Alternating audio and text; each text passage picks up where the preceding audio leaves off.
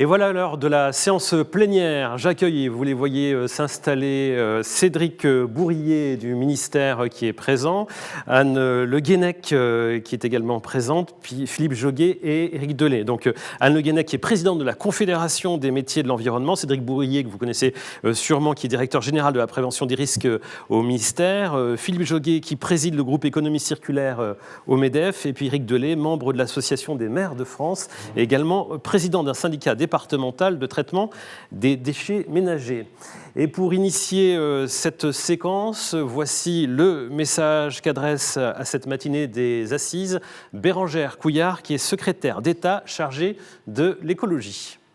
Mesdames, Messieurs, c'est un plaisir pour moi d'introduire ces 16e Assises des déchets. Je tiens à saluer les nombreux participants qui assistent à distance au débat et ceux qui contribuent sur place aux ateliers prévus ce matin. Je veux également remercier le président de l'association des Assises des déchets et ses membres qui ont organisé le webinaire d'aujourd'hui. Vous le savez, cet été 2022 a été exceptionnellement chaud et sec en Europe avec des incendies très marqués. S'il le fallait, cela a permis de convaincre les derniers sceptiques de l'urgence à répondre aux enjeux climatiques. De même, les ressources de notre planète sont limitées. Nous en avons perçu concrètement les conséquences avec les tensions géopolitiques qui se sont cristallisées à nos portes. Un de nos leviers d'action, c'est le développement de l'économie circulaire. Le modèle extraire, produire, consommer et jeter doit devenir l'exception. Je veux pousser ce levier au maximum pour lutter contre le changement climatique, la pollution des océans par les plastiques, la perte de biodiversité et l'épuisement des ressources naturelles. Pour les seules filières de recyclage, par exemple, nous évitons chaque année en France l'émission de 23 millions de tonnes de CO2. C'est 4 fois les émissions de la ville de Paris. Nous pouvons encore faire mieux. Cette dynamique de l'économie circulaire s'est accélérée avec la loi anti-gaspillage en 2020, puis la loi climat et résilience en 2021. Et ces lois ont fixé un cap ambitieux et 2 nouveaux outils. Nous devons désormais planifier cette transition, notamment par la mobilisation de toutes les filières. Il s'agit d'abord de réduire au maximum la consommation de produits jetables à usage unique. Nous soutiendrons en parallèle l'allongement de la durée de vie des produits, en développant la réparation, la réutilisation et la remise en état des produits usagés pour leur donner plusieurs nouvelles vies. Enfin, nous développerons les filières de recyclage, car les produits recyclés, ce sont des économies de ressources et des émissions de carbone en moins. L'objectif est de recycler tous les déchets plastiques. Or, nous en recyclons moins d'un tiers aujourd'hui. Il faut qu'on accélère. Je veux être clair avec vous sur l'ambition que je porte. Les produits qui ne sont pas réparables, non réutilisables ou non recyclables n'auront plus leur place en France.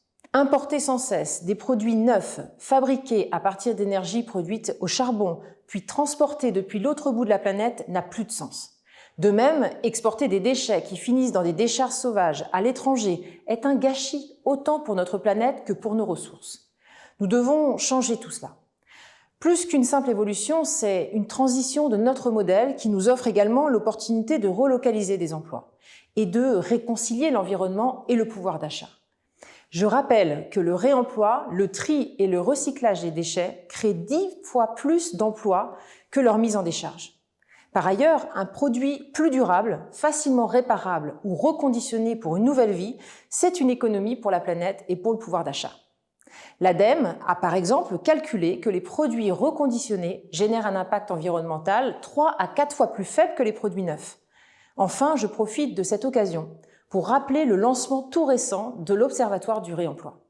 Cet observatoire, porté par l'ADEME, en lien avec les parties prenantes, va nous apporter l'expertise nécessaire pour aller dans cette direction. J'ai d'ailleurs engagé une concertation sur la feuille de route de cet observatoire avec l'objectif de la présenter au Conseil national de l'économie circulaire d'ici la fin de l'année. Toutes les évolutions que je viens d'évoquer ne se feront pas du jour au lendemain. Elles nécessiteront les efforts de toutes et tous. Je souligne à ce titre l'engagement financier de l'État aux côtés des entreprises et des collectivités. Le plan de relance a consacré près de 500 millions d'euros d'investissement dans l'économie circulaire. Grâce à lui, nous avons financé 1500 projets depuis 2021. Pour l'avenir, le plan d'action France 2030 prévoit près de 700 millions d'euros pour le recyclage et l'incorporation de matières recyclées. Comme vous le voyez, le gouvernement se mobilise pour que personne ne soit laissé au bord du chemin. La transformation de notre modèle passe par l'implication de tous. Ces assises démontrent la qualité de la réflexion qui est déjà engagée. Je vous souhaite des travaux fructueux pour cette journée.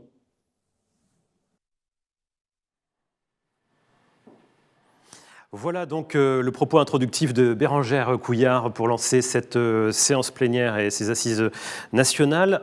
Peut-être quelques réactions pour commencer à ce qu'on vient d'entendre. On en parlait tout à l'heure avec les jeunes générations de l'emploi généré par l'économie circulaire. 10 fois plus d'emplois, dit la ministre, en allant vers l'économie circulaire plutôt que vers simplement le traitement des déchets. Et puis cette économie également en matière d'émissions de gaz à effet de serre, 23 millions de tonnes de CO2, donc évité en France grâce à l'activité des filières de recyclage, c'est quand même beaucoup, Cédric Bourrier.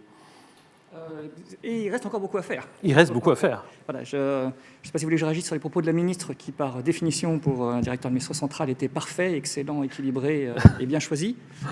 Mais non, peut-être effectivement confirmer l'enjeu environnemental qu'elle a mentionné. Elle a donné plusieurs chiffres et qui effectivement sont très concrets en se comparant à la ville de Paris.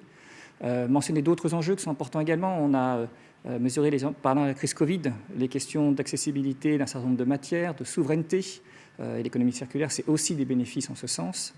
Et puis rappeler aussi tout le potentiel économique que ça peut avoir, à la fois en termes de pouvoir d'achat, en termes de gains pour les entreprises et pour les acteurs des territoires. Donc vraiment, effectivement, ce sont des enjeux importants et c'est très important qu'on puisse en discuter aujourd'hui.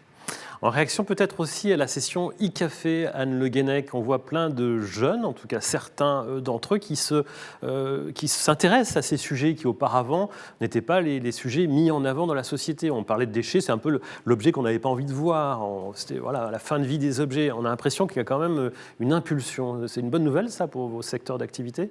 C'est une bonne nouvelle parce que globalement, toute la société prend conscience de l'urgence qui est la nôtre d'agir et a envie de s'impliquer. Effectivement, on ne parle plus de déchets, on parle de ressources, on parle de biens de consommation, on parle de carbone, on parle d'énergie. Et là, forcément, ça doit fédérer un écosystème qui se mobilise au service de la lutte contre le changement climatique. Mais est-ce que ça change des choses ? Est-ce que le fait d'avoir... Parce qu'on sait que les entreprises, évidemment, sont extrêmement liées au fait que les salariés aient envie ou pas d'aller vers ces secteurs. On entend parler de grandes démissions dans certains secteurs d'activité ou sur certains territoires. C'est quand même un point essentiel. C'est un point essentiel parce qu'on a longtemps cru que la lutte contre le changement climatique, le tri des déchets, c'était un souci de citoyens. Aujourd'hui, ce que nous ont dit ces jeunes gens que vous avez invités à l'e-café, c'est qu'il y a bien deux actions à mener en parallèle, deux actions très fortes à mener en parallèle, un vrai changement d'état d'esprit, de façon de consommer, de façon de regarder nos déchets et donc nos ressources, et une demande d'action des industriels pour qu'ils s'engagent et proposent des solutions. Je pense que ces deux mondes-là, on va en parler aujourd'hui, doivent vraiment avancer ensemble, mais avec des méthodes qui relèvent bien d'une action citoyenne d'une part et d'une action industrielle d'autre part. Philippe Joguet, on évoquait le choc de culture finalement. Vous représentez les entreprises pour vivre, il faut qu'elles vendent. Oui, c'est certain.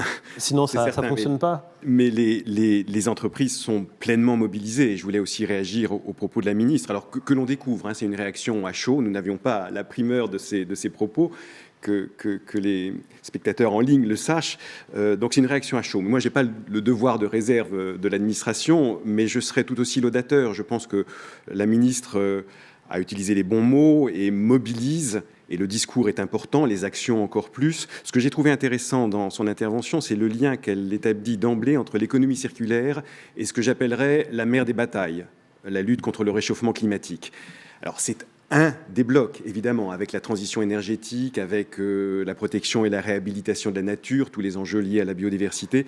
Mais l'économie circulaire est un bloc très important et un véritable levier puisqu'elle va permettre, et j'en reviens là aux entreprises, des économies de matières premières, des économies d'énergie, et à travers le recyclage aussi un approvisionnement plus local de sa matière première, ce qui, dans le contexte actuel, on le comprendra, est un avantage très appréciable en termes de souveraineté, puisqu'on l'évoquait. Elle a aussi souligné le dynamisme permis par les lois AGEC et climat, c'est très vrai. Successivement, 2020, 2021, on a été sur des réformes majeures qui se sont succédées et qu'il faut maintenant digérer. Elle a d'ailleurs évoqué l'importance désormais, pour éviter cette transition désordonnée, de planifier la transition, de prioriser nos actions et de planifier cette transition. L'organisation gouvernementale s'est d'ailleurs dotée de cette fonction de planification. On n'est pas dans le Gosplan, on est vraiment dans une planification concertée. Je crois que c'est vraiment aussi très important. La priorité donnée au recyclage, bien sûr, mais aussi à des nouvelles thématiques montantes. On en a parlé dès la table ronde d'ouverture avec la réparation et le réemploi. L'enjeu d'emploi pour les entreprises, bien sûr, un emploi local à tous les niveaux, des emplois, je dirais, faiblement qualifiés, des emplois ultra qualifiés dans les bureaux d'études ou autres, mais aussi un enjeu de formation. On y reviendra peut-être, mais il faut développer avec les écoles, on en a parlé déjà, mais aussi en termes de formation continue, de nouvelles compétences pour répondre à ces enjeux. Et puis pour les entreprises, parce que l'économie circulaire est bien sûr une chance, mais aussi un risque, parce qu'elle génère des coûts, toute la dimension de l'aide publique, mais aussi au-delà des aides mobilisées, les 500 millions d'euros du fonds de relance, peut-être une politique publique favorable à l'investissement de l'entreprise. En tous les cas, ce que je note, c'est qu'aujourd'hui, la ministre ne nous annonce pas une énième réforme, mais plutôt sa volonté d'accompagner les entreprises comme les autres acteurs économiques et les collectivités vers la mise en œuvre concrète de cette économie circulaire. Je voudrais qu'on parle des risques, pas pour aborder l'économie circulaire sous un angle négatif, mais simplement parce que quand on identifie les risques, on évite quand même des gros problèmes. L'économie fonctionne jusqu'aujourd'hui sur effectivement une vente en quantité d'objets. On en parlait tout à l'heure, encore une fois, dans le cadre du e-café. Il faut que les entreprises fassent leur transition. Une transition, c'est toujours une opération un peu périlleuse. Comment ça s'est réfléchi au niveau du MEDEF ? Il y a tellement de secteurs, évidemment, que la question que je vous pose n'est pas évidente. Chaque secteur ayant ses spécificités. Mais il y a quand même ce changement, cette question de la culture que je vous posais. Les entreprises, pour vivre, il faut qu'elles vendent. Donc comment on fait finalement pour passer d'un pied à l'autre ? Oui, c'est certain. C'est-à-dire qu'on évoque la réparation, un produit réparé, c'est un produit dont on allonge la durée de vie, mais c'est aussi un produit neuf que l'on ne vend pas. Même chose avec le réemploi. Il va falloir donc trouver des modèles économiques nouveaux. On n'a pas attendu la loi pour commencer à l'expérimenter, et la réparation et le réemploi à travers la filière REP, et aussi la créativité des entreprises qui ont développé tout un tas de nouveaux services, pas seulement des nouveaux produits plus éco-conçus, mais des nouveaux services de réparation, de réemploi avec le vrac. Précisément, ces expérimentations dans les conditions du réel nous permettent d'en toucher les limites. En tous les cas, soyez-en convaincus, pour les entreprises, l'économie circulaire, c'est vraiment un mode incontournable de l'évolution économique. On est en train de passer d'un mode de production et de consommation qui était jusqu'alors essentiellement linéaire vers ce mode plus circulaire. Et c'est un enjeu très fort pour tous les secteurs du MEDEF, avec leur diversité entre les entreprises industrielles, celles de la première transformation, les entreprises de distribution, mais toutes sont mobilisées.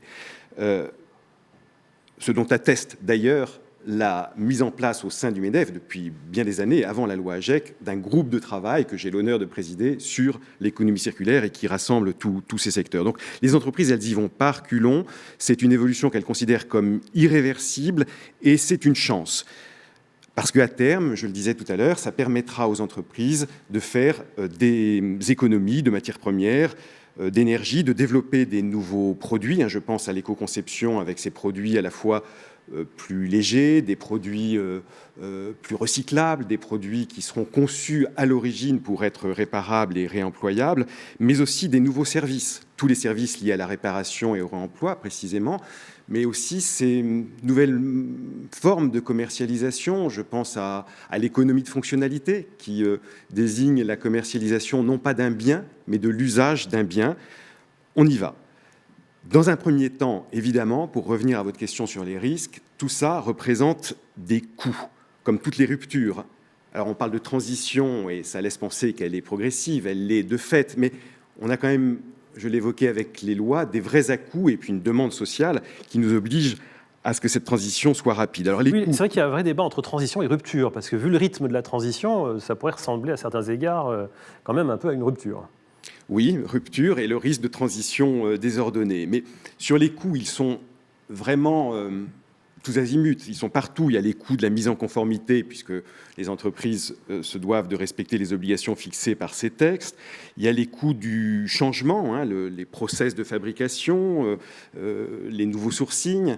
Vous n'avez pas la même ligne de production pour, mettons, des emballages jetables et des emballages réemployables. Vous allez devoir induire des substitutions de matériaux qui obligent à des investissements très lourds en termes de machines. Il y a les coûts évidemment aussi de l'éco-conception, il y a les coûts des nouveaux services, il y a les coûts de la formation. Donc sur l'ensemble de ces coûts, je pense qu'il faut insister sur la progressivité de la mise en œuvre, insister sur l'importance des aides publiques mobilisées, et encore une fois, les 500 millions d'euros du plan de relance dans le cadre de la crise et à plus long terme de France 2030 sont un effort considérable de l'État et dont il faut se féliciter. C'est concrètement plus de 1600 dossiers qui ont été financés à travers ces plans pour un montant total de 500 millions pour l'aide publique mobilisée, d'1,7 milliard côté entreprise. C'est-à-dire que la contribution des entreprises est plus de 4 fois supérieure. Je pense que ça donne le niveau de l'enjeu. On parle de chiffres, on parle de finances, ça intéresse aussi au plus près les collectivités, parce que jusqu'à présent, le fait d'être loin de l'économie circulaire, ça finit quand même par avoir des coûts et assez insupportables pour les collectivités dans le traitement des déchets. Donc de toute façon, il faut aller vers cette économie circulaire, ne serait-ce que par une analyse économique. Éric Dellet, donc vous êtes membre de l'Association des maires de France, vous présidez également un syndicat qui s'occupe de traitement de déchets. Comment voyez-vous ou cette transition ou cette rupture, parce qu'on peut effectivement avoir les deux termes à l'esprit. Ce n'est pas une question quand même qui est nouvelle depuis plus de 40 ans. On parle du changement climatique et de la nécessité de décarboner l'économie. La responsabilité sociale, environnementale des entreprises, ce n'est pas non plus quelque chose de nouveau. Et il y a un certain nombre d'entreprises et de groupes qui se sont engagés historiquement depuis maintenant plus de 15 ans dans des démarches RSE qui sont extrêmement intéressantes. Je conversais avec le président directeur général Antoine Fievé du groupe Bell il y a une semaine, qui est en même temps président de Citeo. Son groupe est extrêmement engagé dans la responsabilité sociale et environnementale depuis des années. Pour les entreprises, évidemment, il y a une question économique qui est forte. Alors, vous parlez de rupture. Je pense qu'effectivement, avec la crise actuelle, la crise de l'énergie, la crise en matière d'approvisionnement, en matière de matières premières, effectivement, elle réinterroge le modèle industriel, économique français, européen, de façon peut-être un peu urgente, mais la question n'est absolument pas nouvelle. Le groupe Bell, par exemple, depuis très très longtemps, a mis en place de nombreuses actions pour économiser l'eau. Avant, c'était 6 tonnes par tonne de fromage produite. Aujourd'hui, c'est 3 tonnes. Et très rapidement, ils passeront à 2 tonnes de consommation d'eau par tonne de fromage produite. La question des déchets a été interrogée. C'est plus de 80% des déchets qui sont aujourd'hui valorisés. La question du packaging, des emballages, avec la réduction du poids des emballages aussi a été réinterrogée depuis longtemps. Alors dans ce contexte de forte inflation, effectivement, on en discutait, l'inflation aujourd'hui, c'est un coût de 400 à 500 millions d'euros pour un groupe comme Bell, qui fait une marge d'environ 200 à 300 millions d'euros. Donc c'est énorme et c'est bien plus que la crise de 2008. Et donc évidemment, il faut réinterroger tous les process industriels de manière forte. Justement, on va entrer maintenant un peu dans le vif du sujet de l'actualité. Là, il y avait un peu ces propos en réaction à ce qu'on a entendu déjà ce matin. D'ici moins de 10 minutes, on prendra les questions, puisque vous avez l'intelligence d'aller sur des propositions de questions. On va les prendre d'ici moins de 10 minutes. Mais je voudrais qu'on rentre dans le vif du sujet, la question de l'énergie. On parle d'une flambée des coûts de l'énergie, on n'en parle pas d'ailleurs, on le constate. Ça change quand même peut-être la donne pour une collectivité comme la vôtre, pour votre syndicat. Qu'est-ce qui change et comment vous allez vous adapter à ça ? Alors il y a des opportunités, je crois... Vous parliez d'écosystème territorial, il y a de véritables opportunités de partenariat public-privé. Gagnant-gagnant. Aujourd'hui, on est effectivement en train de travailler sur des projets à la fois de réseau de chaleur à partir d'Anna. Alors, il y a une usine de production de lin qui s'est installée il y a 2 ans sur le territoire de la ville de Laon, qui produit 12 000 tonnes d'Anna de lin. Alors, l'Anna, c'est la fibre de bois, c'est le déchet dans le processus de teillage de lin. C'est une ressource, un gisement qui est extrêmement important sur le territoire. Avec un tiers de ce gisement, 4 000 tonnes, eh bien, il y aurait l'opportunité de créer un réseau de chaleur, d'alimenter tous les quartiers collectifs de l'est de la ville de Laon, la piscine patinoire, le collège, le lycée, plusieurs établissements scolaires, et de diminuer très fortement la facture énergétique pour l'ensemble des usagers et des consommateurs. Là, c'est effectivement une opportunité d'économie circulaire qui est extrêmement importante dans ce contexte. Quand j'ai lancé l'idée il y a 3 ans, le bailleur social me regardait en me disant « Moi, j'ai changé toutes mes chaudières à condensation, je ne vois pas l'opportunité d'un réseau de chaleur. » Aujourd'hui, il regarde les choses de manière extrêmement différente. Le groupe Tereos, aussi dans notre département, qui donc exploite une sucrerie, est en train de travailler aujourd'hui pour la création d'une chaudière CSR, effectivement confrontée à la flambée des prix de l'énergie, avec un grand groupe industriel, avec une préparation de CSR qui se fera à partir des encombrants, à partir des boîtes classe B, à partir des déchets d'activité économique produits dans la région des Hauts-de-France. C'est une opportunité pour le syndicat de pouvoir valoriser demain ces encombrants et ces bois de classe B à des coûts moindres. Aujourd'hui, les encombrants partent globalement dans des centres d'enfouissement et subissent la TGAP de manière extrêmement forte. TGAP qui sera 65 € la tonne en 2025, sans compter les coûts d'enfouissement et les coûts de traitement. Et donc, il y a une véritable opportunité à développer la filière CSR qui a eu énormément de mal et qui a énormément de mal à se structurer dans notre pays. Et là, il y a une opportunité. Donc les combustibles insolites de récupération, tout le monde sait à peu près ça. Oui, pour produire de l'énergie pour un grand groupe industriel qui pourra utiliser la chaleur produite à partir d'encombrants et de déchets de bois de classe B. Il y a quelques années, on a conclu aussi un accord avec un groupe espagnol, Saica, qui gère une très grosse papeterie, cartonnerie dans le département de l'Aisne, où on lui envoie 10 000 tonnes de bois de classe B chaque année. Ça, c'est ce qui marche bien, du coup. Qu'on prépare, qu'on boit, et qu'on broie, et qu'on envoie dans sa chaudière biomasse qui a été construite récemment. Ça, c'est les bonnes initiatives. Mais là où ça va coincer éventuellement dans les mois qui viennent, est-ce qu'il y a des objets d'inquiétude ? Sur le fonctionnement du syndicat, les factures qui vont arriver. Ah oui, bien sûr. Mais quelles sont, Bien sûr, c'est une véritable question pour le syndicat. La facture explose. Alors on a 15 adhérents, enfin 15 communautés de communes, communautés d'agglomération, syndicats de collecte adhérents au syndicat de traitement, ainsi que le département.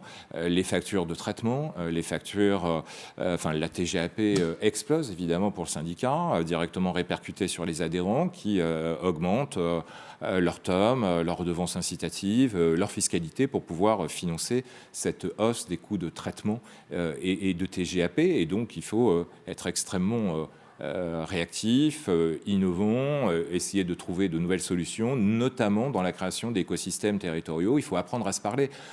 Très souvent, les collectivités, le public et le privé ne se parlaient pas.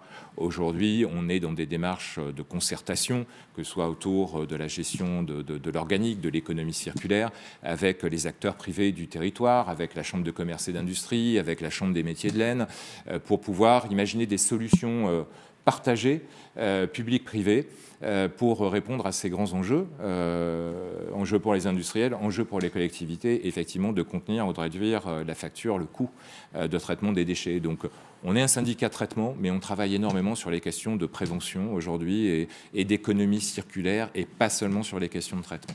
Cédric Bourrier, ça change vraiment beaucoup la donne, cette question de l'énergie chère. Il fallait déjà faire un exercice compliqué qui était de passer à l'économie circulaire. Maintenant, il faut faire cet exercice compliqué dans un contexte compliqué.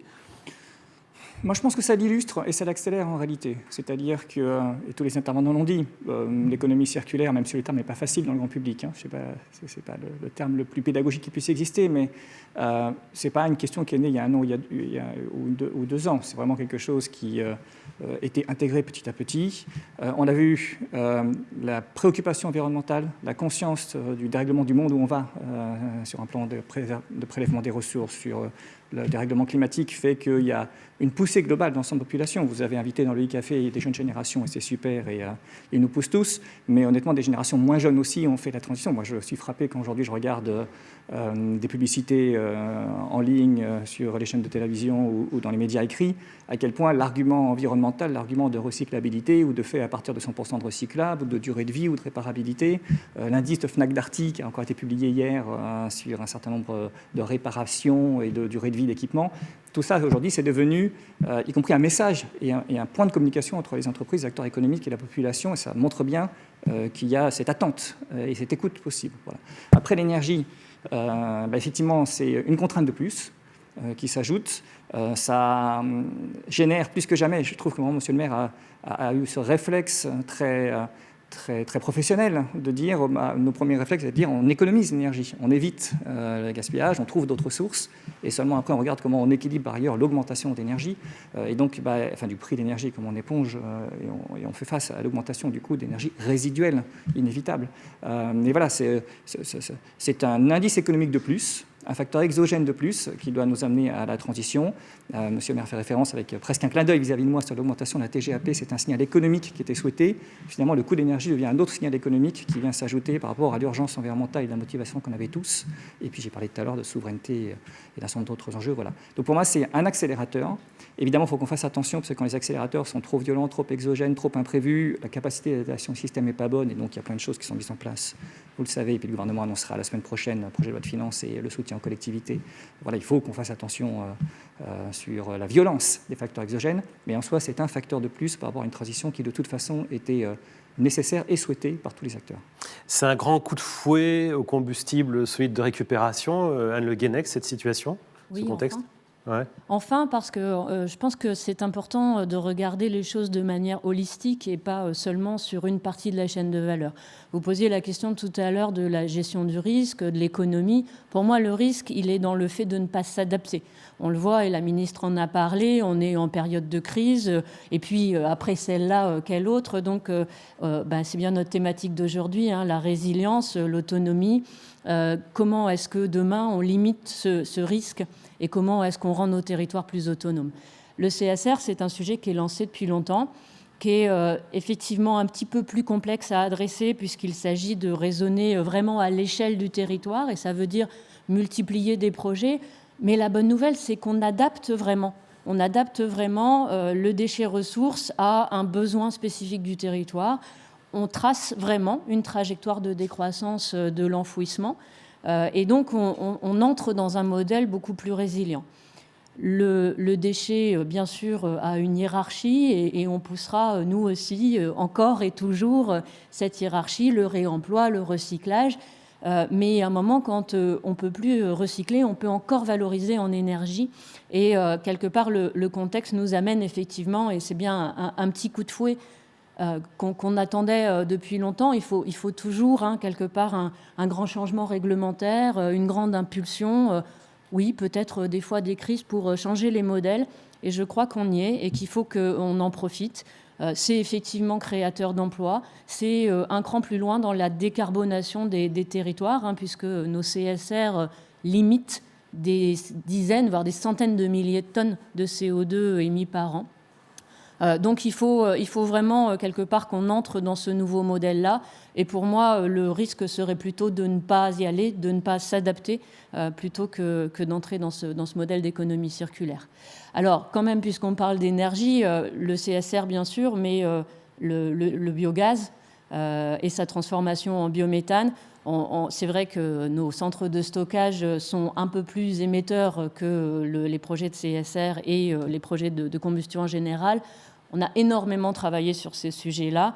Et aujourd'hui, dans le contexte de résilience qui est le nôtre, produire du biométhane à partir du biogaz qui sera encore capté pendant des dizaines d'années, c'est important. Et c'est aussi une vraie opportunité pour les territoires de substituer par une ressource locale durable et abordable, une ressource importée.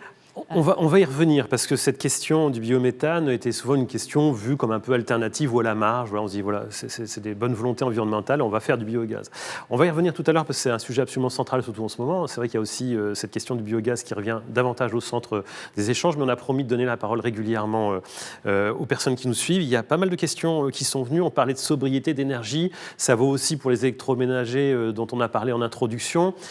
Cédric Bourrier, on a une question là-dessus. Est-ce qu'il faut quand même réparer les appareils trop anciens qui ont été fabriqués dans des conditions très différentes, où il y a beaucoup de consommation d'eau, par exemple, et d'électricité sur un lave-linge? Est-ce que c'est vertueux, ça, ou est-ce qu'il y a quand même une limite dans la réparation? C'est une des questions qui est posée sur le fil de discussion. Je crois que c'est une question que vous aviez posée tout à l'heure aussi, pendant la première séquence. Tout est toujours question d'équilibre. On l'a dit, et on ne le répétera jamais assez, produire de nouveaux matériels, surtout électriques et électroniques, c'est un coût environnemental considérable. Consommation énergétique, délocalisé. Délocalisé ou même produit sur le territoire national. Évidemment, quand en plus c'est délocalisé, de quoi qu'on parle, qu'il soit produit en délocalisé et qu'on rapporte, on a le coût environnemental du transport. Mais même sur la production, M. le maire donnait des exemples tout à l'heure, y compris sa production de fromage, etc. Toute production, évidemment, nécessite l'emploi de ressources et la consommation d'énergie. Et donc, très généralement, prolonger la durée de vie a un impact bénéfique en même temps. Voilà. Après, il y a une limite à tout.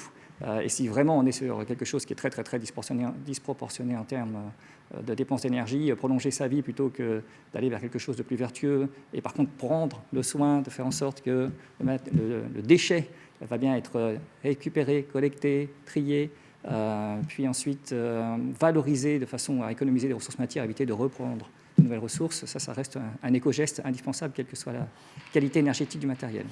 Je me plie aux questions, et c'est intéressant parce qu'on reste sur la même thématique. Il y a une proposition qui est faite à travers une question, une intervention, qui est les fabricants pourraient peut-être, on trouve beaucoup de tutoriaux maintenant sur Internet, on veut réparer quelque chose, on va regarder une vidéo, on veut bricoler, on va regarder une vidéo, on ne sait pas comment marche un logiciel, la même chose. Est-ce qu'on ne pourrait pas inciter les fabricants à mettre en ligne des sortes de tutoriaux, d'explications sur comment réparer des pannes simples? Voilà, une proposition qui est faite sur le fil de discussion. Oui, allez-y, Philippe Jeuguet. Pardon, je coupe la parole, mais je réagissais à chaud en disant c'est déjà fait. Certaines marques, notamment sur les produits électriques et électroniques, le font. Il y a des limites à ça. À l'auto-réparation, c'est évidemment la sécurité. Il faut que la réparation en question puisse éviter que l'appareil retombe en panne, mais surtout prenne feu ou que sais-je encore.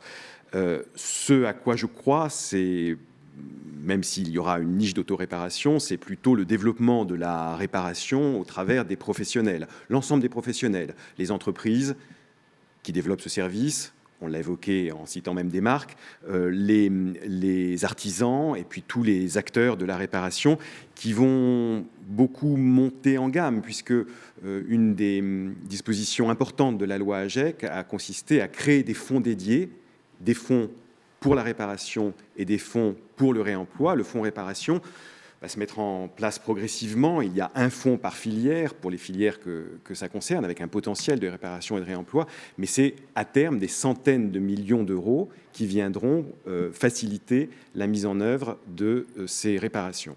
Je voulais insister sur un risque qu'on n'a pas évoqué. On a beaucoup insisté, et à raison, sur la crise énergétique actuelle.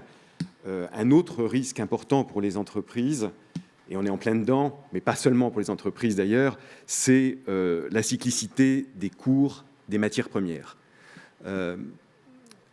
Avec le yo-yo, si vous me permettez l'expression, alors qui n'est pas un phénomène nouveau, hein, les entreprises sont habituées à ça pour des raisons économiques, la théorie des cycles, pour des raisons géostratégiques, géopolitiques. Et qui sont très fortes en ce moment. Et qui sont évidemment très fortes. L'actualité le rappelle assez douloureusement. Mais ce qui est nouveau, c'est précisément l'amplitude de ces à-coups, c'est la fréquence des cycles et c'est surtout l'extrême incertitude qui prive les acteurs économiques, quels qu'ils soient. Je mets les collectivités locales, évidemment, parmi eux, de cette capacité à prévoir. On a connu là un renversement en quasi un an avec la crise Covid qui avait fait baisser les cours, à la fois des matières premières et des matières premières régénérées, qui pour les entreprises comptent, mais pour les collectivités aussi, puisque les recettes qu'elle tire de la revente des matières premières régénérées rentrent évidemment dans l'équation et dans leur équilibre budgétaire. Alors, face à ça, quelle est la solution? Je n'en ai pas, évidemment, mais il est clair que l'économie circulaire est une des réponses possibles, parce que, à travers le recyclage, elle permet un approvisionnement local de sa matière première, comme je le disais tout à l'heure. Je pense qu'il y a aussi besoin d'aller plus loin avec, et là, pour le coup, je les appelle de mes voeux, des mesures d'ordre politique, mesures sans doute d'aide, dans les cas les plus frappants. Le plan de relance a d'ailleurs su mobiliser des fonds, 16 millions d'euros, je crois, pour venir en aide à l'industrie de la plasturgie qui était menacée par un certain nombre de ces phénomènes économiques et aussi par les mesures de restriction, voire d'interdiction de certains produits. Mais au-delà de ces mesures d'aide ponctuelles, un peu comme pour la transition énergétique, sans doute aussi des mesures structurelles, dont on conçoit qu'elles seraient sans doute plus efficaces pour pouvoir peser sur ces cycles mondiaux au niveau européen. Mais c'est un marché mondial, en effet, et il faut tenir compte de ce risque. La régulation est sûrement une voie. Je pense aussi qu'on a un enjeu de connaissance, une connaissance des flux, avec précisément la localisation des flux, la localisation des sourcings alternatifs, l'identification des risques géostratégiques et autres propres à chacun de ces flux. Tout ça existe. Oui, ça existe, c'est travaillé par des laboratoires, Absolument. INRIA notamment, ça existe. avec des projets ADEME. Mais ça doit être développé. Les flux territoriaux. Et je suis sûr que l'État peut être l'ensemblier de tous ces chantiers. C'est d'ailleurs peut-être plus une compétence du ministère de l'économie que du ministère de l'Environnement, mais le ministère de l'Environnement, dans sa compétence sur les matières recyclées, peut aussi apporter une aide. Alors, vous avez abordé pas mal de sujets, Philippe Joguet. On va s'arrêter sur certains d'entre eux qui trouvent des échos dans les questions que vous avez posées en ligne et en direct. Par exemple, la question des matériaux et de l'effet de yo-yo qu'on a sur ces matières premières, effectivement très basse au moment du Covid, avec moins de demandes et d'un seul coup une explosion. C'est vrai qu'on a vraiment vécu le grand 8 là en peu de mois. Alors voilà une question d'un participant ou d'une participante. Bonjour, c'est une participante. Les filières de revalorisation matières ont un impact positif pour la planète et pour l'économie circulaire. Ces matières secondaires sont souvent revendues à plus fort coût que les matières premières. Quels modèles économiques peuvent répondre aujourd'hui? Ça, c'est des sujets qu'on a déjà abordés dans le cas des assises lors de précédentes éditions. Il y a effectivement cette question des matières secondaires, déjà à trouver l'occasion de les employer, mais il y a quand même cette question des coûts quand les exutoires sont connus, quand les clients sont connus. Il y a cette compétition de coûts forcément entre la matière première primaire et puis les matières secondaires recyclées. Je pense qu'on a vraiment passé un cap sur ce domaine-là. Parce qu'effectivement, on avait historiquement une matière première recyclée qui était beaucoup plus chère que la matière vierge et donc quelque part peu d'incitation à la réincorporation.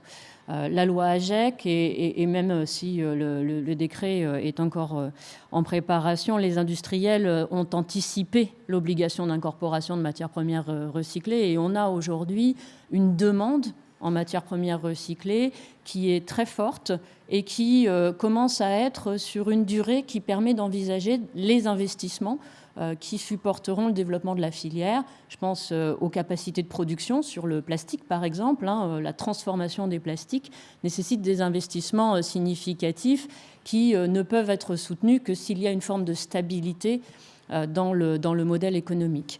On a passé un cap parce qu'aujourd'hui, on a des industriels metteurs en marché qui ont pris des engagements très forts sur la transformation de leur modèle, de leur packaging, de leur production, pour réincorporer de la matière première recyclée. Et c'est la première fois en France qu'on a plus de demandes que de production sur certaines matières premières recyclées. Je pense évidemment au plastique, PET recyclé, polypropylène, polyéthylène. Donc aujourd'hui, j'ai envie de dire, le pied à l'étrier, il a été mis et reste la fluctuation des marchés. Sur la matière plastique, ce qu'on voit aujourd'hui, c'est quand même une forme de décorrélation entre le prix du plastique vierge et le prix du plastique recyclé, pour la raison que j'invoquais, c'est-à-dire que les industriels s'étant engagés dans leur démarche environnementale, quelque part commencent à envisager de faire leur affaire du surcoût et en tout cas de la différence de coût entre le plastique vierge et le plastique recyclé. Donc le modèle est en train de s'établir. Sur d'autres matières, c'est un petit peu plus compliqué, mais les fédérations que j'ai le plaisir de représenter aujourd'hui ont proposé, il y a de ça bientôt 2 ans, des mécanismes qui permettraient effectivement aux collectivités et aux industries de continuer à apporter leurs investissements malgré des fluctuations de marché qui sont effectivement souvent liées à des facteurs géopolitiques qu'on ne maîtrise pas complètement. On a proposé par exemple des mécanismes assurantiels qui permettent de dire quand la matière est haute, quand le marché est tonique, préparons un petit peu l'avenir et assurons-nous qu'on va pouvoir stabiliser, maîtriser le risque, restructurer. Donc il y a des solutions, simplement il faut regarder les choses de manière complète, de manière holistique, et effectivement, comme le disait M. Bourrier tout à l'heure, en tenant compte de l'empreinte carbone et du risque qui pèse sur les importations, le transport bien sûr, mais aussi les ruptures d'approvisionnement comme on peut en connaître en ce moment. Une question dans un contexte de pouvoir d'achat dégressif, comment équilibrer les coûts entre matières neuves importées à bas coût et main-d'œuvre pour la prolongation de la durée de vie qui a un coût élevé? Je pense que ça c'est pour la partie matières premières, ressources et aussi sur j'imagine, la réparation. Moi, j'ai peut-être juste un commentaire pour laisser M. Bourrier réfléchir, mais peut-être un petit peu en marge de votre question que je ne suis pas sûre d'avoir complètement comprise. Moi non plus. Merci. En tout cas, il y a un phénomène sur lequel je pense qu'il ne faut pas s'arrêter. Toutes les utilités sont passées d'une économie de volume à une économie de performance. Le déchet, après l'énergie et l'eau, est une économie qui doit passer d'une logique de volume à une logique de performance, à une logique de qualité, à une logique de fourniture de matériaux industriels. Et donc, je pense que le sujet du réemploi, et est-ce que le réemploi vient gréver les modèles économiques de la gestion de déchets? Pas du tout. Cédric Bourrier. Oui, pour aller tout à fait dans le même sens. Et je trouve que les deux questions que vous avez posées se rejoignent beaucoup. Fondamentalement, c'est qu'est-ce qu'on veut comparer à quoi? Quand on dit je compare le prix de la matière première secondaire avec le prix de la matière vierge, ça laisse entendre que c'est le même marché, les mêmes usages, les mêmes attentes, ce qui n'est plus forcément le cas aujourd'hui, en tout cas par exemple sur le plastique, et pour des raisons qui ont été très clairement exprimées. Là c'est pareil, comparer réparation, réemploi et importation de matière vierge, à quoi fait-on référence? Si c'est le fait de dire je suis un consommateur, j'ai un produit qui a une panne, j'ai le choix entre aller chercher ou réparer, ça a été dit par M. Joguet extrêmement bien aussi, c'est-à-dire que sans doute à une époque, la question économique pouvait se poser. Aujourd'hui, avec un certain nombre de dispositifs économiques qui ont été mis en place, et notamment effectivement ces fameux fonds réparation qui sont en train de monter en puissance et qui vont venir baisser le coût de la réparation de certaines réparations, avec l'état actuel du coût des transports dans le monde. Aujourd'hui, le transport maritime pour faire venir des produits d'Asie, les prix sont extrêmement élevés, l'ensemble des ressources vierges, de manière générale, les prix ont beaucoup augmenté, et en réalité, le prix du neuf n'est plus ce qu'il était il y a 2 ans, du neuf importé, fait que la logique économique est sans doute en train de trouver sa place. Après, les freins à la réparation, ce n'était pas toujours la question financière, c'était aussi comment je trouve facilement réparateur, comment je peux me débrouiller par moi-même, comment je trouve le temps, comment ceci, comment cela. Et ça, c'est plein d'autres sujets sur lesquels on travaille pour faire en sorte que ça devienne un réflexe, un geste facile, quelque chose de pas contraignant, et que voilà, on se dise je vais tout aussi facilement chez le réparateur qu'à la grande surface d'à côté pour acheter une nouvelle cafetière. Et vous parlez de gestes faciles, il y a évidemment un poids très important sur les comportements. Alors les comportements de consommation, on parlait des incitations des élèves des écoles de commerce qui ont appris à inciter, et il y a aussi les comportements effectivement qu'il faut peut-être maintenant inciter au regard de la situation. Là on a une remarque, là c'est pour les sèche-linges, on fait un petit focus là-dessus. Sinon il y a un sèche-linge qui ne tombe jamais en panne, c'est le vent et le soleil. C'est vrai qu'il faut peut-être arrêter d'acheter des sèche-linges. Vous parlez à quelqu'un qui n'a pas de sèche-linge. Donc, voilà. Alors des fois on est obligé, si on habite dans un appartement peut-être très humide et sans vent, sans soleil, ça peut arriver. Mais globalement, c'est vrai que c'est peut-être désinciter à l'achat inutile.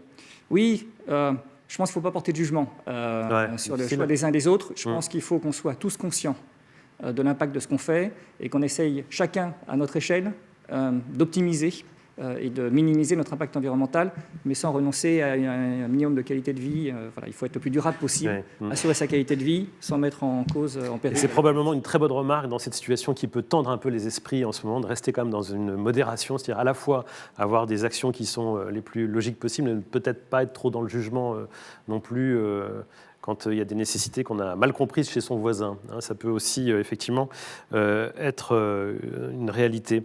On a...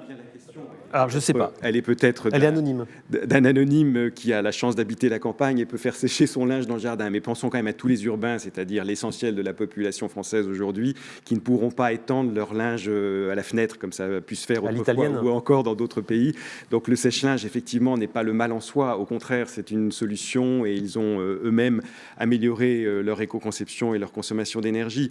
En revanche, ce qui est important, c'est que quand ils tombent en panne, il puisse être réparé. Et je rejoins complètement ce que vient de dire Cédric Bourrier. Très souvent, ce sont des comportements culturels, des problématiques pratiques qui empêchaient la réparation. Il va falloir faciliter ça. Et je pense que les fonds réparation doivent effectivement contribuer à baisser le prix de la réparation, mais aussi financer tout un tas d'actions de type géolocalisation.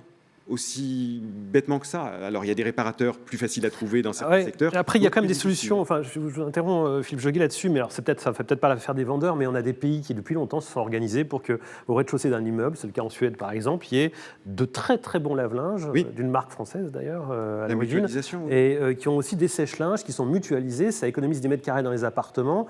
Ça ne tombe pas en panne parce qu'au lieu de mettre 1 000 €, on a mis 5 000 € dans un vrai appareil et qui ne tombera jamais en panne de sa vie.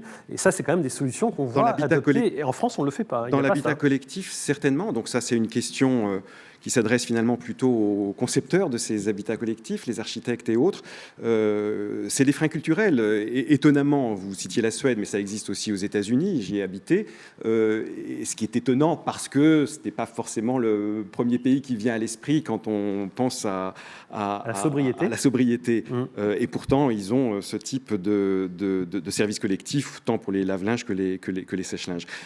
Un autre point important quand même, en dehors de la géolocalisation et que les fonds réparation permettront de financer, c'est, je pense, une forme de labellisation, de façon à ce qu'il y ait une confiance du consommateur, sans qui rien ne se fera vis-à-vis de ce réparateur qui doit être accompagné pour se professionnaliser dans tous les secteurs. On pense et on évoque là les produits électriques, électroniques, mais les fonds réparation existent sur beaucoup de REP. Vous en reparlerez peut-être sur certains ateliers, y compris sur le textile. Une façon de réparer son textile et de faire durer le produit plus longtemps, c'est effectivement de le faire réparer parce que les compétences de couture sont plus aussi universellement répandues qu'elles ne l'ont été à une époque. C'est aussi le détachage, finalement, qui est une forme de réparation pour le textile. J'allais dire, la porte est grande ouverte sur l'innovation, et c'est pour ça que je pense que les entreprises, loin d'être le problème, sont en fait la solution à tous les niveaux. Les services après-vente, comme les artisans, comme les acteurs de la réparation, vont inventer ces nouveaux services. Oui. Anne Guenec. La question autour du sèche-linge et au-delà de la sobriété. Mais c'est juste un emblème, on ne va pas parler toute la matinée du sèche-linge. Mais on est d'accord. On pose vraiment la question de l'incitation, et je pense que dans le monde des déchets, c'est vraiment impératif que de se questionner sur l'incitation. L'incitation, effectivement, pour le citoyen, va aller rapporter son déchet au bon endroit, le trier correctement, avoir les bons gestes quand il s'agit de sobriété sur la consommation. Et il faut absolument que les écosystèmes soient construits en fonction d'une forme de sociologie. On ne réagit pas, et vous l'avez dit aussi autour de cet exemple du sèche-linge, de la même façon en milieu urbain ou en milieu rural. On ne réagit pas de la même façon quand on est en habitat, en foyer monoparental, par exemple, ou en habitat résidentiel majoritairement familial. Et je pense que c'est important qu'à chaque instant, dans notre adaptation des modèles économiques de la gestion des déchets, on pense sociologie et on pense bien sûr innovation, mais innovation au service du service qui est rendu aux citoyens dans son geste quotidien. On parlait d'incitation. Il y a une question sur le rôle effectivement des promotions permanentes dans les supermarchés. Donc on revient sur ce choc des cultures finalement. Philippe Joguet, on a des promotions tout le temps pour acheter des produits nouveaux. On a des promotions. Est-ce qu'il ne faut pas limiter? Est-ce qu'il ne faut pas freiner et revenir à des périodes précises? Alors, les promotions sont très encadrées. Vous savez, on quitte un sujet pour en ouvrir un autre, mais les promotions sont très encadrées. Et je rappelle que les promotions portent sur des produits qui eux-mêmes ont amélioré leur qualité écologique et vont devoir d'ailleurs, en application de la loi AGEC, désormais informer le consommateur sur tout un tas d'exigences, depuis la recyclabilité, l'incorporation de matières recyclées, la présence de substances dangereuses, la traçabilité pour les textiles notamment, j'en passe et des meilleurs. C'est en train de se mettre en place. Et les promotions, effectivement, portent sur des produits qui désormais, puisque c'est la demande du consommateur, ont un impact environnemental de moins en moins fort, mais elles permettent aussi aux consommateurs d'acheter au meilleur prix. N'oublions pas que à côté de cette bataille longue qui nous mobilise tous et qui est l'économie circulaire et au-delà de la transition écologique, on a une crise économique, une inflation, un sujet pouvoir d'achat qui justifie les promotions. Moi, je les appelle de mes voeux, mais j'appelle aussi de mes voeux que les promotions permettent de familiariser le consommateur et lui faire prendre conscience des enjeux de consommation liés aux produits et permettre la promotion de produits à moindre impact environnemental. Je marque une pause dans la prise en compte des questions qui sont en ligne pour quelques minutes. On y reviendra tout à l'heure pour parler quand même d'un point extrêmement important. On a évoqué les enjeux tout d'abord. On n'a quand même pas évoqué quelque chose qui fait une petite différence par rapport à la précédente édition des Assises. C'est la loi AGEC. Cédric Bourrier, on en avait parlé, il y avait la feuille de route économie circulaire qui a mené à la loi AGEC, ça on en a beaucoup parlé dans le cadre des Assises, ça a demandé un certain nombre de travaux, de regroupements, et donc cette loi AGEC a vu le jour début 2022, c'est bien ça ? 2020, pardon. Oui, on est déjà en 2022, début 2020, et aujourd'hui on en est au décret d'application pour certains d'entre eux, on en est aussi aux agréments de ce qu'on appelle les REP, donc les éco-organismes qui vont encadrer différentes filières. On commence par quoi? Par, les REP. On en parlera tout à l'heure dans un atelier, donc on va peut-être faire un peu court sur ce point-là, mais ça c'est important, c'est la responsabilité élargie donc, des producteurs qui doivent se soucier de la fin de vie de leurs produits. Alors le concept c'est ça, très vite résumé, ça a énormément d'implications derrière, et en France on a donc décidé d'organiser, c'était déjà le cas avant d'ailleurs la loi AGEC, par filière, ces éco-organismes. Où en est-on exactement de cette logique, de cette déclinaison dans les politiques publiques? On est encore au début. On est encore au début. Peut-être dire un tout petit complément à ce que vous avez dit, c'est qu'une filière REP, c'est pas que se soucier de la fin de vie du produit, oui. Se soucier dès le début de vie, l'éco-conception, de toute la chaîne finalement. Voilà, exactement, la réparation de l'emploi. Peut-être dire en quelques mots les principales évolutions apportées par la loi dite effectivement AGEC. D'abord, c'est la création de nouvelles filières REP, et donc on a été déjà l'un des pays du monde qui avait le plus de filières REP, et là on double à l'occasion de la mise en œuvre de la loi AGEC. Ça va s'étaler, il y en a certaines qui ont déjà commencé, ça s'étale jusqu'en 2025. Parmi les modifications qui ont été apportées, c'est justement faire en sorte que le focus ne soit pas que sur la collecte en fin de vie et le recyclage, mais qu'on soit vraiment sur toutes les étapes, et donc je ne vais pas lister toutes les mesures, ce serait très rébarbatif, mais en tout cas les acteurs qui sont ici les ont mesurés et nous accompagnent dans la mise en œuvre. Et après, pour vraiment venir à votre question de où on en est, écoutez, on n'est encore qu'au début, de très très grosses filières sont encore à venir, par exemple à partir du 1er janvier prochain, la filière du bâtiment, qui en volume, qui en montant financier va faire prendre une nouvelle dimension, mais on espère aussi qu'il y aura beaucoup de bénéfices sur les territoires par rapport à beaucoup de sujets de préoccupation. On a l'entrée en vigueur, là aussi, ça va être de plus en plus visible en fin 2022 et en 2023, des dispositions sur la réparation, sur les réemplois, à la fois pour le quotidien de la population générale, mais aussi pour les acteurs spécialisés économie sociale et solidaire, et qui sont des acteurs très importants des réemplois et qui vont pouvoir bénéficier concrètement de ces mises en œuvre. Voilà. Mais il y a encore beaucoup de grosses filières à venir. Pour vous donner un ordre de grandeur de l'impact économique qu'on va avoir ces filières REP, en 2022, on sera de l'ordre de 2 milliards d'euros d'éco-contributions versées par les entreprises à des éco-organismes qui ensuite seront versés soit à des collectivités, soit à des acteurs privés pour la mise en œuvre des différentes dispositions. À la fin du quinquennat, on sera plutôt à 7 ou 8 milliards d'euros, ce qui du coup est un impact économique considérable, un enjeu de régulation très fort, pose évidemment des questions très profonde sur quel modèle on veut, et notamment avec les opérateurs, quelle massification, quelle logique on trouve, quel équilibre entre le soutien aux collectivités et la place du service public de gestion des déchets, quelle est la place des acteurs d'innovation. Voilà, donc la loi a apporté certaines réponses, d'autres restent encore en devenir et font l'objet de débats parfois un peu vifs. Donc voilà, il reste encore beaucoup de chemin à faire pour mettre en œuvre vraiment toute la loi. Ce qu'on peut dire, c'est que c'est une très forte impulsion. Vous le disiez, d'énormes moyens financiers qui sont mis d'ailleurs dans cette organisation, cette structuration.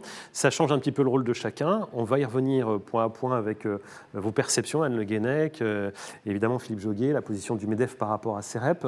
Je vais commencer par vous, Éric Dellet, au niveau des collectivités. Qu'est-ce que ça change, cette organisation en filière REP ? Alors, c'est pas aussi facile que ça à mettre en œuvre, évidemment, dans nos collectivités. Si on regarde déjà par rapport aux filières REP existantes ou aux filières de valorisation existantes, on a encore énormément de marge de progrès à faire.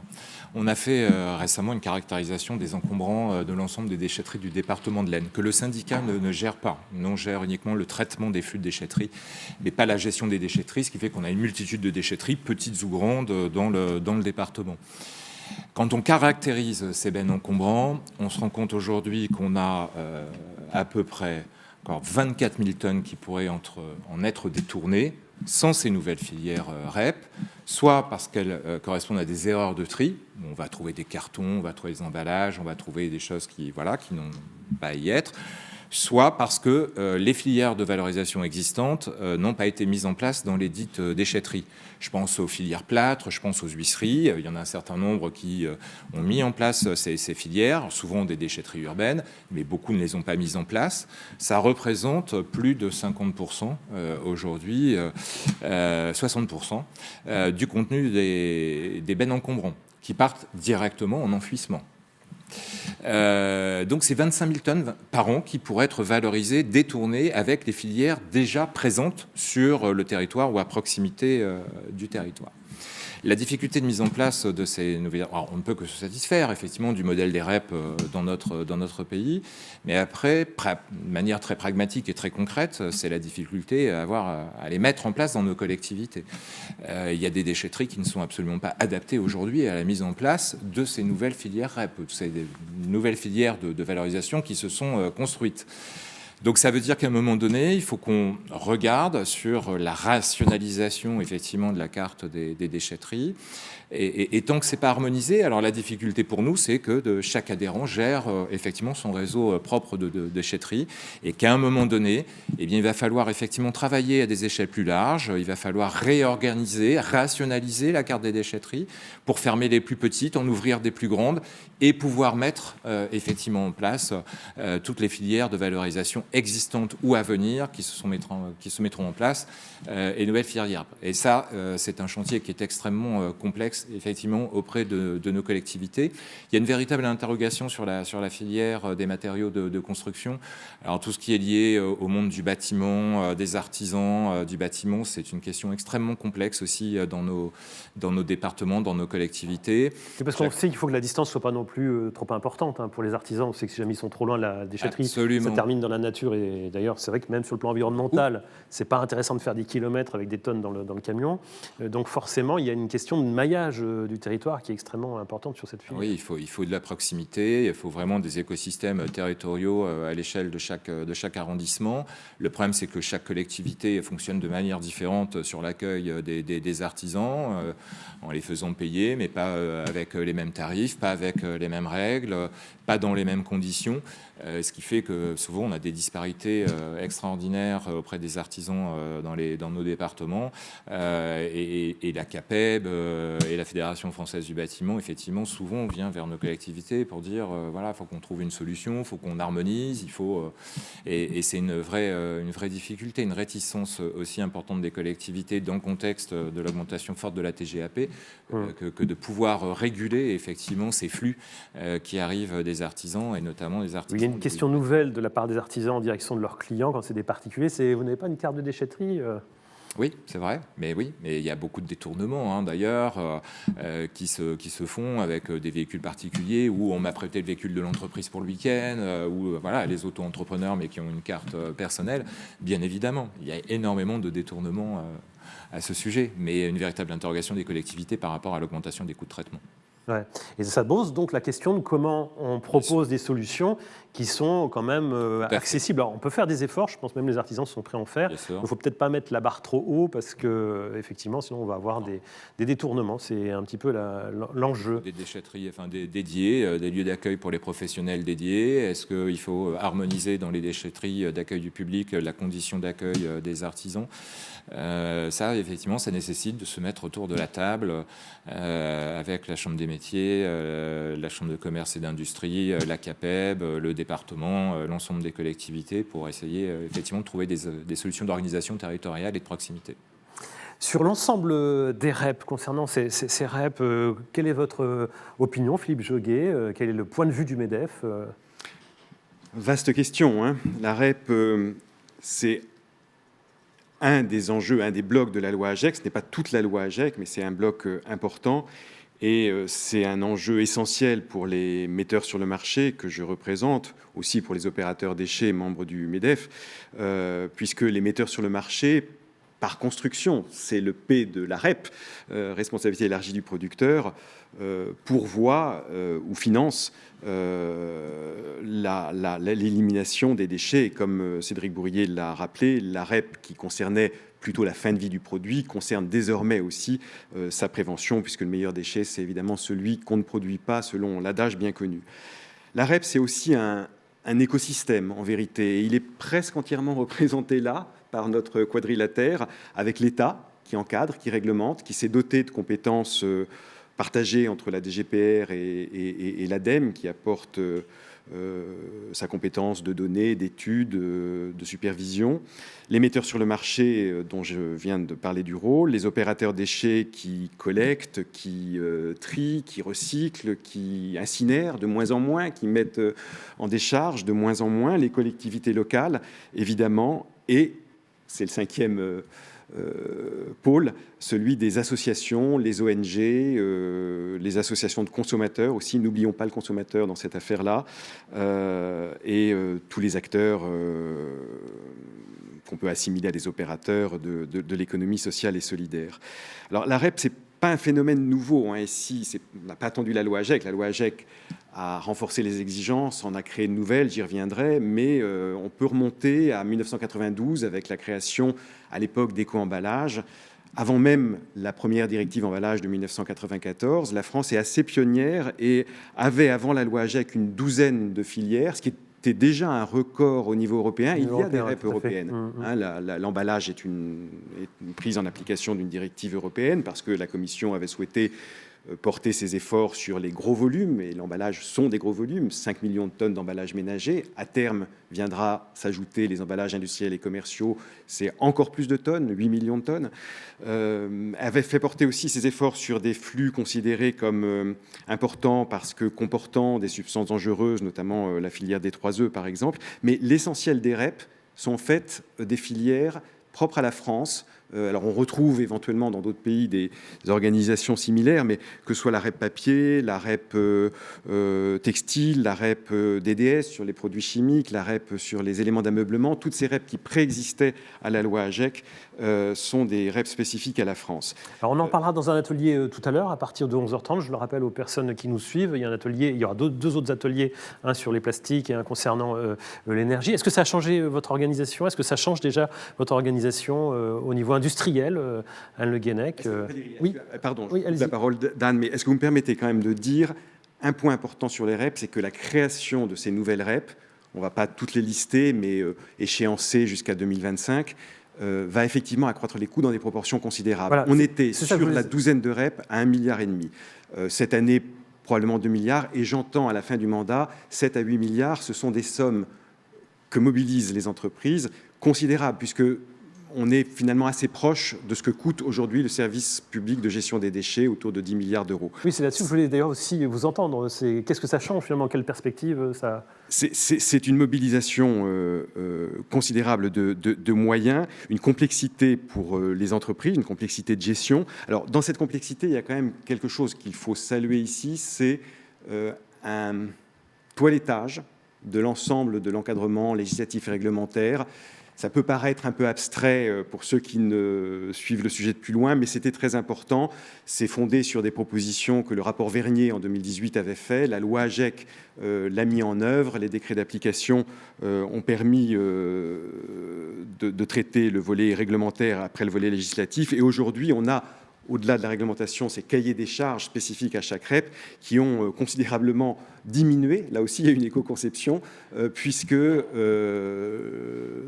toutes les dispositions communes sont désormais dans cette partie législative ou réglementaire du Code de l'environnement.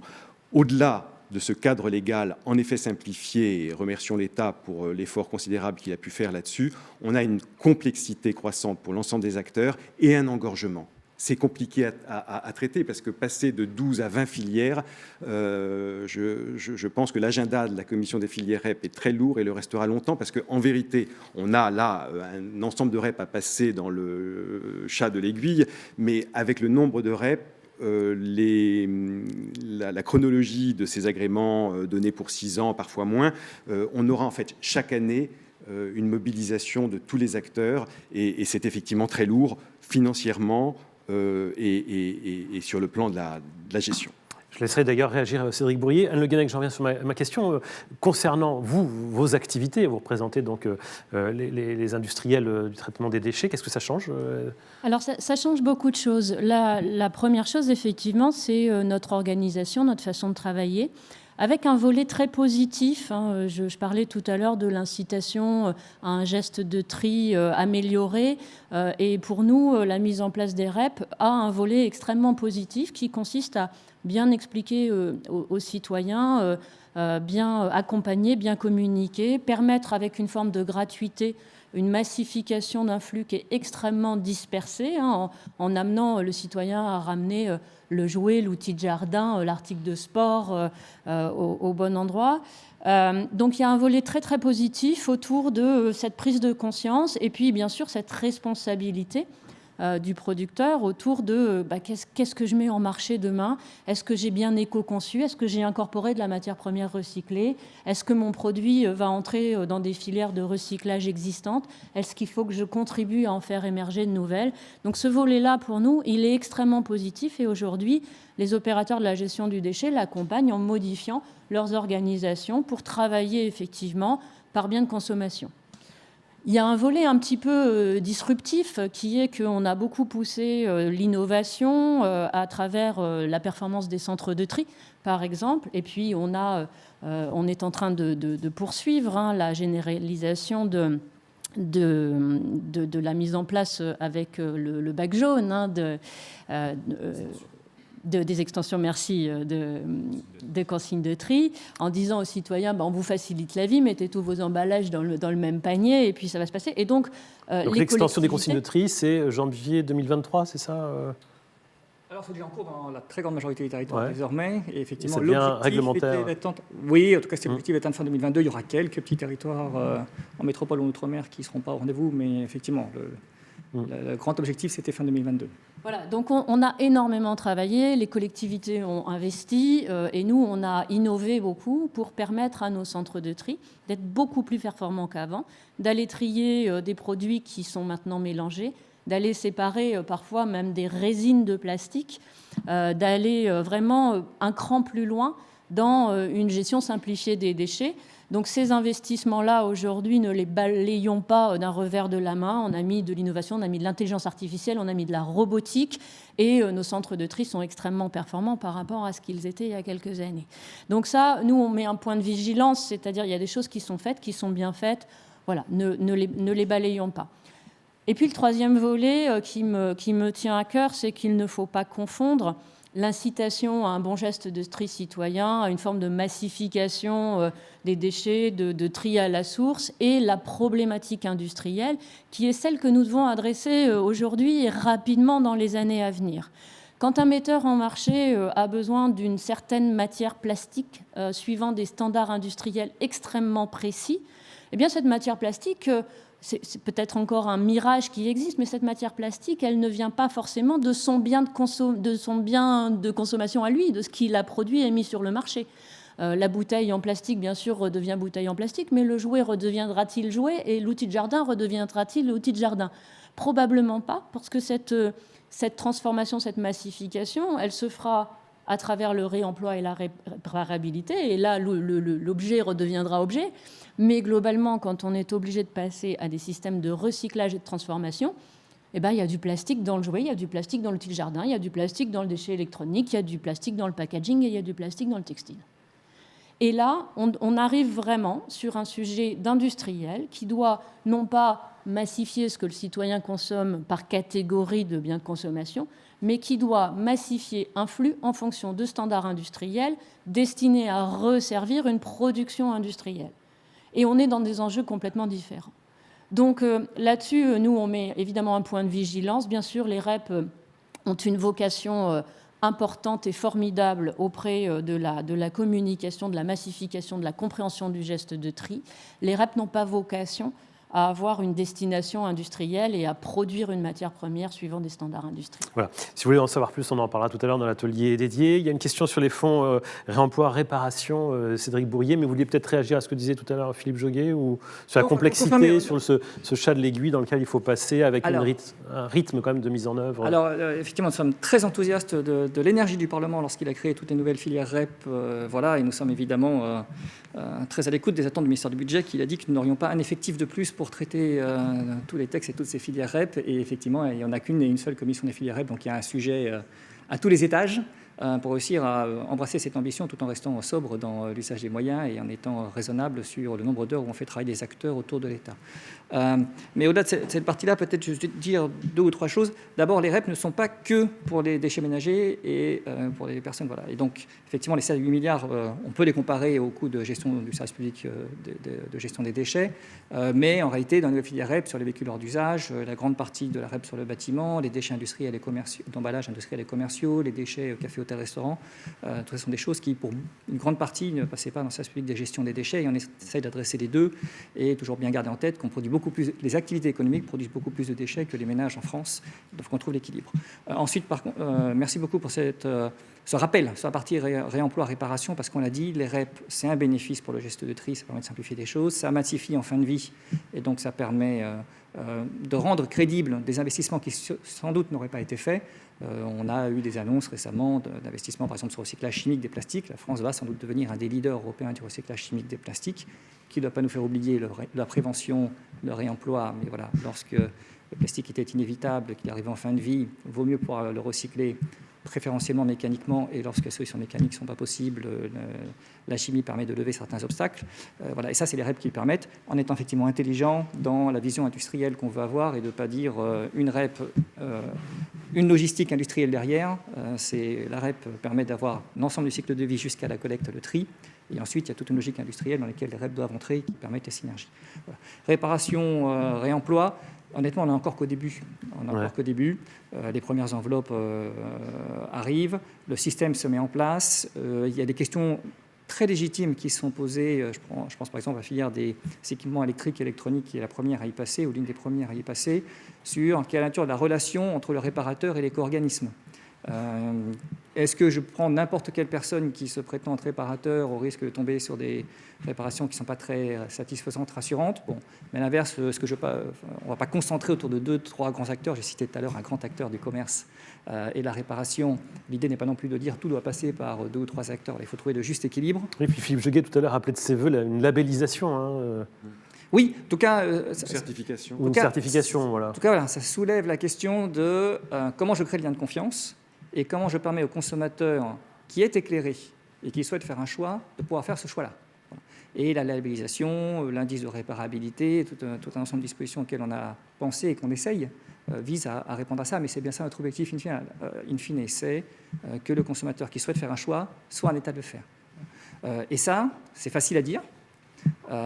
Et comme disait Monsieur le maire, lorsqu'il faut passer à la mise en œuvre concrète dans chaque territoire, avoir une solution pour chaque situation, il y a plein de questions pratiques qui se posent. Et honnêtement, on n'est pas au bout du chemin, on n'a pas tout résolu et le système n'est pas parfait, mais il va s'améliorer.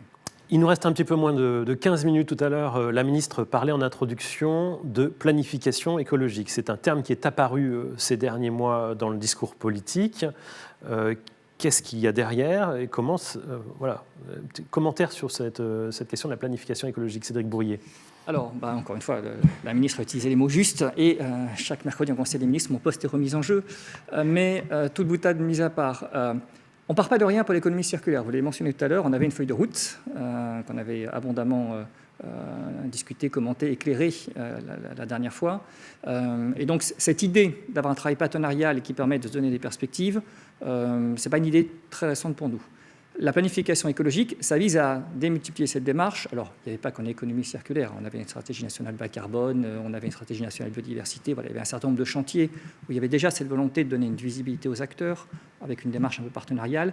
Là, la planification écologique, ça va se dessiner a priori autour de 23 grands chantiers du domaine de l'énergie, de la biodiversité, du transport, de la consommation, du logement, et de faire en sorte que, voilà, on se donne un cap. Ça donne une méthode, on donne des indicateurs, des actions. C'est tout le monde qui est autour de la table. Ce n'est pas un travail d'un artiste solitaire qui est ensuite publié. Voilà, ça sera très partenarial pour ensemble dessiner le futur. Et quand je prends le retour d'expérience qu'on a eu de la feuille de route économie circulaire, quand on la relit, qu'on regarde ce qu'on a fait, globalement, on l'a plutôt fait. Et quand je vois les débats qu'il y a eu au Parlement pour la loi anti-gaspillage économie circulaire qui a mis en musique au niveau législatif pas mal des actions qu'il y avait dans la feuille de route, c'est rarement les actions qui étaient dans la feuille de route qui ont causé débat. Il y a plein de choses qui ont causé débat et c'est normal, mais pas trop ce qui était dans la feuille de route. Et donc cette démarche de mettre les acteurs ensemble, se donner une vision, arbitrer un peu à certains moments bien sûr, mais donner une vision et ensuite la dérouler, ça marche quand même. Donc, ça marche très bien la concertation, finalement. La concertation, la visibilité, ça donne. C'est long, mais c'est vrai que ça donne des perspectives assez fermes pour la suite. C'est ça. Et donc du coup, voilà, j'ai envie d'être optimiste sur ce que va être cette démarche de planification écologique. Est-ce que ça va de pair avec la visibilité d'ailleurs, Anne Le Guenec, que les industriels appellent de leur vœu? Parce que les investissements chez vous, c'est pas de pacotille, quoi. C'est des millions et des millions à chaque fois. Oui, on estime à un peu plus d'1,2 milliard le montant investi par notre profession chaque année pour le développement de nouvelles filières.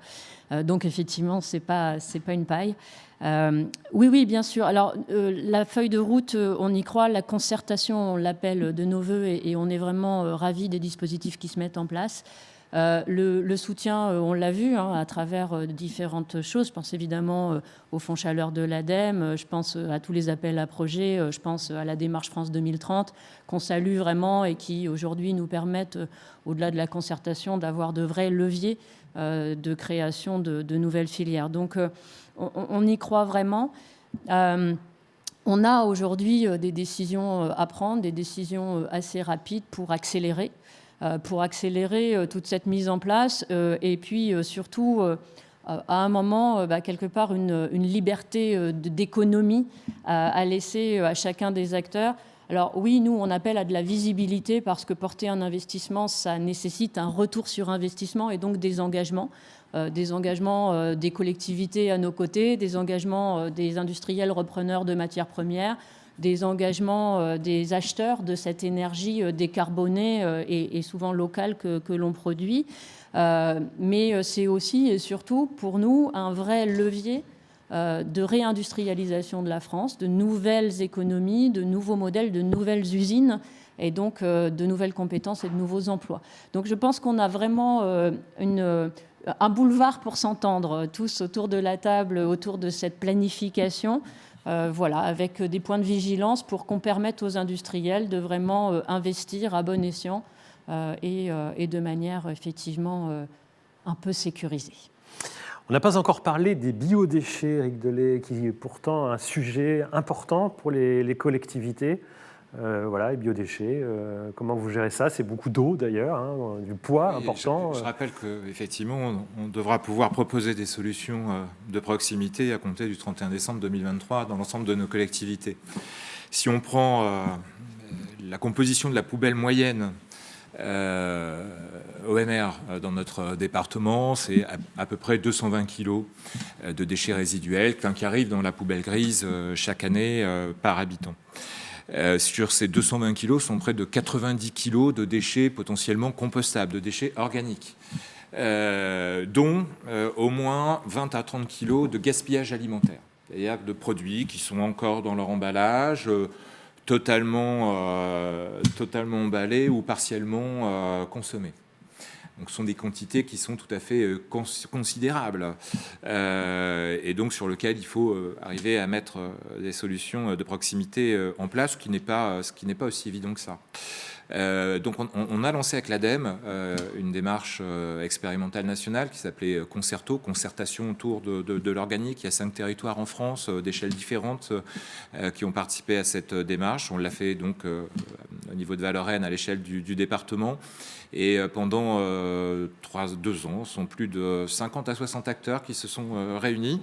Ce n'est pas une étude classique, ce sont des acteurs privés, publics, intéressés par le sujet, qui se mettent autour de la table et qui essaient à la fois de partager un diagnostic sur l'organique dans le département et le gisement de l'organique dans le département, de partager les réflexions et peut-être les pistes de travail à mettre en place pour travailler tous ensemble. Ça peut permettre d'éviter des concurrences entre filières, des concurrences entre territoires, parce qu'il y a aussi des concurrences sur l'approvisionnement en matière organique, de trouver des solutions de proximité, des solutions un petit peu intelligentes. Alors, de mettre en place des actions de sensibilisation sur la lutte contre le gaspillage alimentaire dont je parlais, de développer des solutions et de renforcer les solutions de compostage de proximité, qui soient individuels, qui soient collectifs, ou bien de trouver des liens avec des agriculteurs, avec des industriels, pour gérer et peut-être méthaniser ensemble des déchets organiques. Ça peut passer par la mutualisation d'équipements, mutualisation d'hygiéniseurs par exemple, ou d'ateliers de déconditionnement pour préparer des soupes qui iront ensuite vers les méthaniseurs. En sachant que la réglementation est quand même extrêmement contraignante, qu'il faut éviter évidemment dans ces biodéchets toute présence de sous-produits animaux. Il y a énormément de difficultés autour de... Elle est contraignante, mais elle est peut-être justifiée quand même, parce que quand on regarde la chaîne, il faut évidemment qu'on n'ait pas ces présences... Il y a des questions de traçabilité. Surtout s'il y a les digestats qui sont remis sur les sols. Hein. Absolument. Donc il y a des questions de traçabilité. Évidemment, les exploitants de méthaniseurs, ils sont extrêmement sensibles. Donc cette démarche, effectivement, s'est réunie autour de plusieurs ateliers de réflexion, 4 ateliers de réflexion, mobilisons 50 à 60 acteurs en permanence, et donc ça a véritablement montré l'intérêt de tous les acteurs effectivement autour de cette question de la gestion de l'organique. Et ça se poursuit aujourd'hui avec le lancement d'une vaste étude territoriale et dans chaque collectivité pour voir comment, dans chaque collectivité, dans chaque arrondissement, dans chaque aire urbaine, on va pouvoir décliner des solutions de proximité, en lien avec des méthaniseurs agricoles ou autres, mais... voilà, sachant que le gaz est quand même un sujet extrêmement sensible en ce moment. On l'a évoqué très rapidement tout à l'heure, il y a la question du biogaz, si on peut éventuellement se passer du gaz russe. Absolument. Alors on est un territoire, en tout cas sur la partie centrale du département, sur l'An, on est un territoire qui devient exportateur de biogaz puisqu'il produit plus qu'il ne consomme. Alors il y a une véritable question bien sûr d'acceptabilité sociale auprès des habitants du développement de la méthanisation. Moi, je suis dans un département qui est quand même extrêmement agricole, extrêmement rural, où il y a de formidables opportunités effectivement sur la méthanisation. La méthanisation agricole, les projets menés par le monde agricole reçoivent beaucoup plus d'acceptabilité que des projets plus gros agro-industriels. Mais donc aujourd'hui, sur ce territoire, GRDF a investi plus de 5 millions d'euros pour mettre en place un poste à rebours pour pouvoir exporter le biogaz produit. L'agglomération a décidé de faire muter sa flotte de bus vers le GNV, le bio-GNV. Alors la difficulté, et je crois qu'il y avait une proposition du gouvernement en ce sens, c'était de se dire, on va développer peut-être la production de biométhane, on va développer les énergies renouvelables, la production d'électricité photovoltaïque ou éolienne, mais finalement, les habitants ont quand même du mal à s'approprier ces sujets. Ils regardent un peu de loin et nous disent, mais pour nous, à quoi ça sert finalement? Est-ce que moi, ma facture, elle est toujours la même ou elle augmente? Je vais me prendre 15% sur le prix du gaz au 1er janvier. Moi, à quoi ça sert qu'on produise du biogaz sur mon territoire, qu'il y ait des méthaniseurs, à la limite, je vais peut-être avoir, on a peur, je vais peut-être avoir des odeurs, des camions, etc. Et puis, j'en ai pas le bénéfice.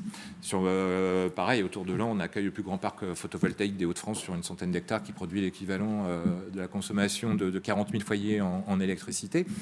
Mais le bénéfice pour les habitants du territoire, finalement, ils ne le voient pas. Et donc, ça, c'est un vrai sujet, que ce lien qui pourrait être fait entre des productions délocalisées d'énergie renouvelable, y compris à partir de déchets de méthanisation, et le bénéfice que les habitants d'un territoire pourraient en tirer. Et il nous reste justement 1 minute 30 pour évoquer ce point-là, Cédric Bourrier. C'est la question de la sensibilisation des consommateurs, du grand public. Il y a eu beaucoup de questions dans le fil de discussion. Est-ce qu'on ne pourrait pas former chaque jeune Français, alors pourquoi jeune, je ne sais pas, à une formation systématique à la maîtrise de la matière et la maîtrise de l'énergie, y compris dans les filières techniques ou supérieures. Enfin, oui, c'est pour la formation initiale, c'est pour ça qu'on parle des jeunes Français, mais il faudrait peut-être former tous les Français à une meilleure compréhension. Il y a cette question de la sensibilisation. À quoi ça sert de faire ça sur mon territoire et comment documenter les Français? Oui, je partage. Alors d'abord, quel que soit son âge biologique, on peut rester jeune d'esprit. Et du coup, chacun mérite de savoir. Fondamentalement, mais c'est vrai pour l'ensemble de la transition écologique en réalité, faire en sorte que les gens puissent accéder aux informations, puissent entendre des enjeux, puissent voir où ils peuvent être, eux, force de changement et levier, c'est très important. On pense tous à l'école, évidemment, dont c'est le rôle par rapport à ces enjeux-là ou bien d'autres enjeux. Mais c'est vrai tout au long de la vie, c'est vrai aussi par la communication des uns des autres, c'est vrai par le choix des entreprises, c'est vrai par le choix des employeurs, c'est vrai par le choix des élus, qui ont une énorme force de communication, qui est le journal bulletin municipal, qui est le média écrit le plus lu en France.